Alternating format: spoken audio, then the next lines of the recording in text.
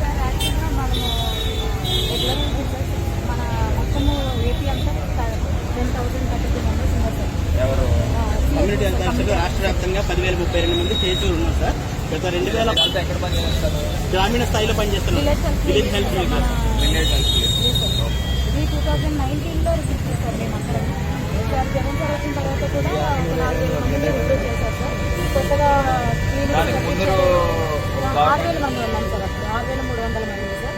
తర్వాత 4,500 మందిని రిక్రూట్ చేశారు జగన్ సార్. లేదు సార్, BSc నర్సింగ్ కంప్లీట్ అయ్యి విలేజ్ క్లినిక్స్లో పనిచేస్తున్నాం.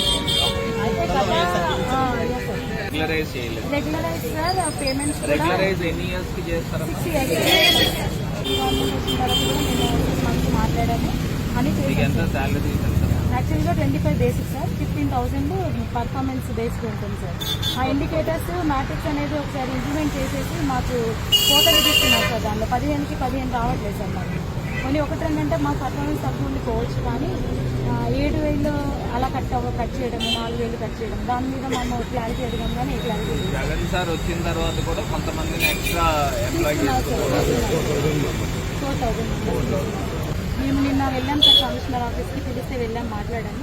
మీరు కాల్ ఆఫ్ ఇవ్వండి మేము మాట్లాడతామంటున్నారు, కానీ దాని మీద మీకు ఏం హామీ ఇవ్వట్లేదు సార్.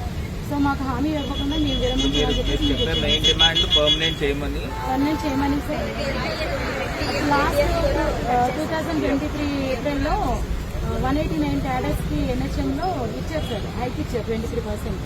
గవర్నమెంట్లో కూడా మేము అడిగాం మాకు ఎందుకు ఇవ్వలేదు సార్ అని. అంటే మీకు 5 ఇయర్స్ కంప్లీట్ అయితే మేము చూస్తా ఉన్నాం. 6 ఇయర్స్ అయిపోయింది, 7 ఇయర్స్ కూడా ఈ అక్టోబర్ కంప్లీట్ అయ్యే వాళ్ళు ఉన్నాం సార్. ఇప్పటికీ హైక్ ఇవ్వలేదు సార్.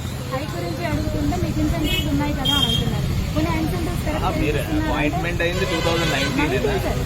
ఏదైనా మీరు అపాయింట్మెంట్ అయిన తర్వాత 6 ఇయర్స్ కావాలి కదా, ఆ 6 ఇయర్స్ ఇప్పుడు అయిందా?